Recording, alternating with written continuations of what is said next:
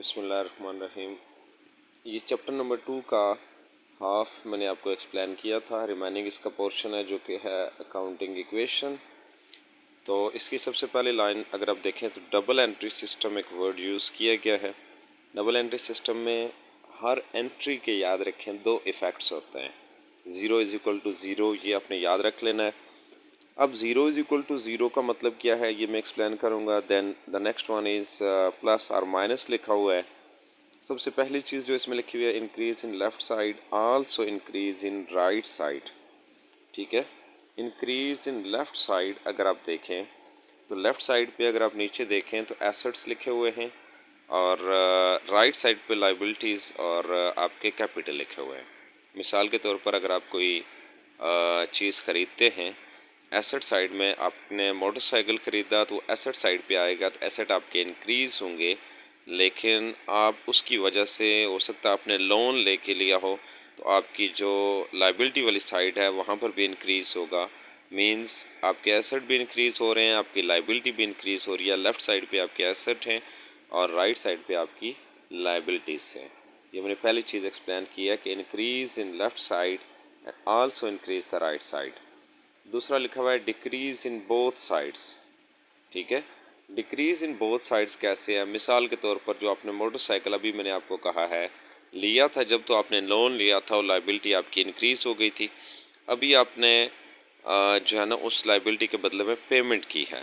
जब आपने पेमेंट की तो ज़ाहिर सी बात है कि आपसे वो जो लाइबिलिटीज़ थी आपकी वो कम हो जाएंगी, डिक्रीज़ हो रही हैं आपकी लाइबिलिटीज़ और उसके बदले में आपके पास से पैसे जा रहे हैं, तो आपका एसेट है कैश वो भी कम होगा। दोनों साइड पर आपकी क्या हो रही है, कमी हो रही है। तो minus is equal to minus. Third one is increase in one side and decrease on the same side. ठीक है, कि एक साइड पर आपका जो इंक्रीज है उसी साइड पर आपका डिक्रीज भी आ रहा है। वो कैसे हो सकता है? मिसाल के तौर पर आपने कोई चीज़ खरीदी, वो आपके एसेट में लिखी जाएगी, लेकिन उसी की वजह से आपकी जो पैसे हैं आपके पास हैं वो कम हो जाएंगे। ये दोनों चीज़ें, एक चीज़ बढ़ रही है, दूसरी चीज़ आपकी क्या हो रही है, कम हो रही है। तो ये दोनों जो है ना प्लस और माइनस एक साइड पे होंगे। Clear? The next one is resources are equal to sources. Resources याद रखें एसेट्स को कहा जाता है कोई भी चीज़ जो आपको बिज़नेस में चलाने में हेल्प करती है, लाइक आपकी बिल्डिंग, फर्नीचर, आपके पास जितनी भी चीज़ें पड़ी हुई हैं वो आपके रिसोर्सेज होते हैं। अब वो जितने भी रिसोर्सेज हैं वो आप सोर्सेज से बनाते हैं और सोर्सेज आपके दो ही हैं। या तो आप अपना पैसा लगाओगे, अगर आप अपना पैसा लगवाते हैं तो उसको इक्विटी कहते हैं, या फिर आप लोगों से लेंगे तो उसको लाइबिलिटी कहते हैं। ठीक है, तो डेबिट साइड पे आपके एसेट्स हैं, ये सारे के सारे आपके सोर्सेज कहलाते हैं, और क्रेडिट साइड पे आपकी लाइबिलिटीज़ प्लस कैपिटल है। ये वो सोर्सेज हैं जो कि आपको रिसोर्सेज बनाने में हेल्प करते हैं। आपने कोई ज़मीन खरीदी, आपने फर्नीचर ख़रीदा, जितने भी मामलात आप करेंगे या तो अपने पैसे से करेंगे, अगर आपके पास अपने पैसे नहीं हैं तो फिर लोन लेके करेंगे। तो लाइबिलिटी और इक्विटी जो हैं ये आपके वो सोर्सेज हैं जिनसे आप रिसोर्सेज जनरेट करते हैं। क्लियर? अच्छा, इसमें लिखा हुआ from the above equation it is understood that both sides will always give an equal some. Means दोनों साइड पर हमेशा याद रखें कोई ना कोई इफ़ेक्ट होगा। हो सकता है किसी एक साइड पर ही इफ़ेक्ट हो जाए, हो सकता है डेबिट साइड पे हो सकता है क्रेडिट साइड पे हो। वजह क्या है उसकी? ठीक है, सबसे पहला अगर आप देखें यहाँ पर तो नंबर 1 लिखा हुआ है what are the sources, what are the resources. ठीक है, रिसोर्सेज अभी मैंने आपको बताया था कि रिसोर्सेज आपके एसेट्स होते हैं। First one is furniture, second one is your money, dollar sign, third one is building और fourth one is your stock. ये आपके रिसोर्सेज हैं। और सोर्सेज कौन कौन से हैं? What are the sources? Such sources means owner equity, ये जो ब्लैक फॉर्म में आपको नज़र आ रहा है, बंदा अपने पैसे लगा रहा है। क्लियर?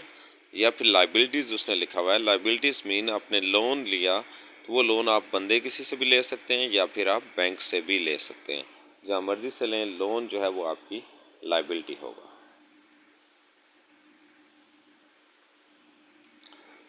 नेक्स्ट वन अगर आप देखें तो प्रॉफिट लिखा हुआ है कि प्रॉफिट क्या होता है। प्रॉफिट हमेशा याद रखें अगर आप बिज़नेस कर रहे हैं तो जब आपकी इनकम होगी, इनकम आपकी ज़्यादा हो, एक्सपेंडिचर आपके कम हो, तो इनकम और एक्सपेंडिचर के दरमियान जो डिफरेंस होगा वो प्रॉफिट होगा। अगर तो आपकी आमदनी ज़्यादा है तो प्रॉफिट होगा, अगर आपकी आमदनी कम है, खर्चे ज़्यादा हैं, तो देन आपको लॉस होगा। ग्रीन फॉर्म में आपको प्रॉफिट नज़र आ रहा है, रेड कलर में आपको लॉस नज़र आ रहा है। तो इनकम ज़्यादा होगी तो प्रॉफिट, और अगर इनकम कम होती है, एक्सपेंडिचर ज़्यादा होते हैं, तो आपको लॉस होगा। क्लियर? रिसोर्सेज में उसने लिखा हुआ है कि कौन कौन से रिसोर्सेज हो सकते हैं, एक्सटर्नल सोर्सेज या फिर इंटरनल सोर्सेज। एक्सटर्नल सोर्सेज में आपके बाहर के जो बंदे होते हैं वो शामिल होते हैं। ये बैंक भी हो सकता है, आप किसी लेंडर से भी पैसे ले सकते हैं, जहाँ से मर्जी आप पैसे लें, वो एक्सटर्नल सोर्सेज हो गए। इंटरनल सोर्सेज में आपके जो पैसे होते हैं वो आपके अपने पैसे होते हैं। ठीक है?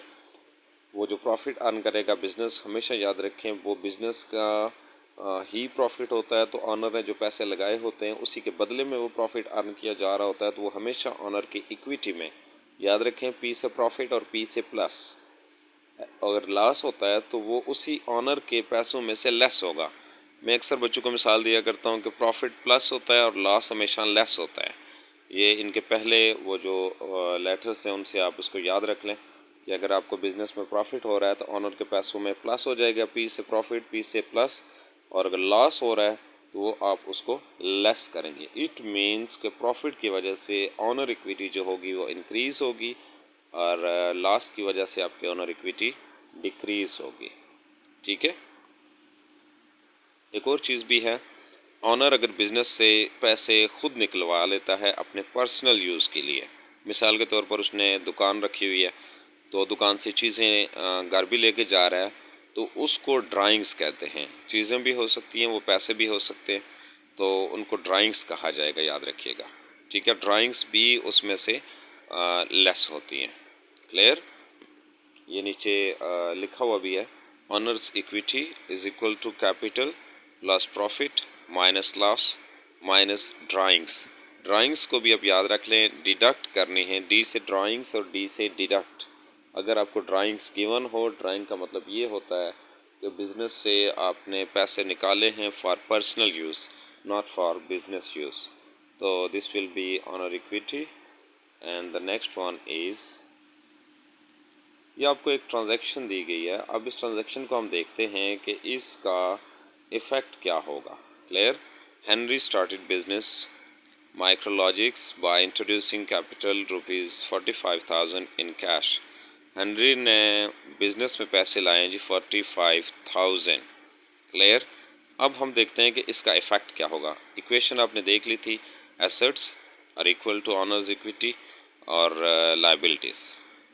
अब इसकी जो एंट्री बनेगी वो बनेगी कैश टू कैपिटल।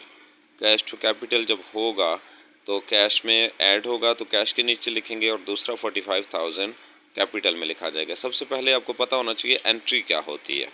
जब एंट्री पता चलेगी तो देन आपको अकाउंटिंग इक्वेशन में लिखना आसान हो जाएगा। This was the first entry जिसकी मैंने आपको बताया कि इसका इफेक्ट क्या होगा। एक तो ये कैश में आएगा, दूसरा कैपिटल में आएगा। क्लियर?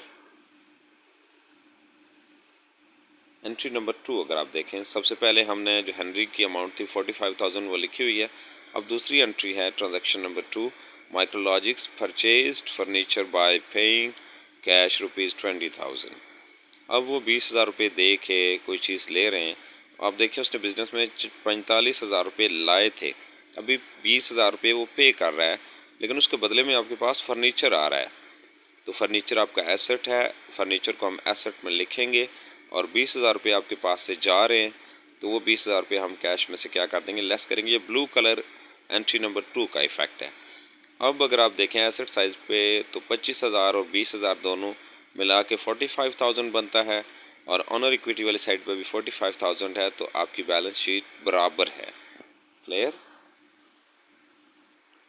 एंट्री नंबर 3 को अगर आप देखें तो इसमें लिखा हुआ है जी, Micrologics purchased a computer for ₹28,000 by paying 8,000 in cash and signing a promissory note agreement with the supplier for ₹20,000। उन्होंने 28,000 रुपये का कंप्यूटर ख़रीदा, 8,000 रुपये उसी वक्त पेमेंट कर दी, और 20,000 जो है वो उनसे कमिटमेंट की क्रेडिट पे कि हम आपको बाद में देंगे। अब कंप्यूटर जो था वो 28,000 का आ गया, तो ये स्टॉक के साथ कंप्यूटर लिखा हुआ उसमें आएगा 28,000। 8,000 रुपये जा रहे हैं तो ये कैश में से क्या हो जाएंगे लेस, और 20,000 रुपये की आपकी लाइबिलिटी इंक्रीज हो रही है, आपके ज़िम्मे आ रहा है कि आपने नेक्स्ट पे करने हैं, तो ये 20,000 रुपये आपकी लाइबिलिटीज़ में आ जाएगा। इसके बाद भी अगर आप देखें 45 + 20 65,000 बन रहा है, और दूसरी साइड पे भी 65,000 बन रहा है। क्लियर। एंट्री नंबर 4 को अगर आप देखें तो Sam माइक्रोलॉजिक्स entered into a transaction of buying stock inventory for ₹1350 and agreed to pay the supplier in near future। उन्होंने कहा जी कि 1350 रुपये की जो चीज़ें खरीदी हैं वो हम आपको पैसे बाद में देंगे। तो 1350 एक तो स्टॉक में आएगा, दूसरी तरफ लाइबिलिटी में 1350 आ जाएंगे क्रेडिटर्स में कि हमने आपको पेमेंट करनी है। दोनों साइड्स पे देखें इसका इफ़ेक्ट है एंट्री नंबर 4 का।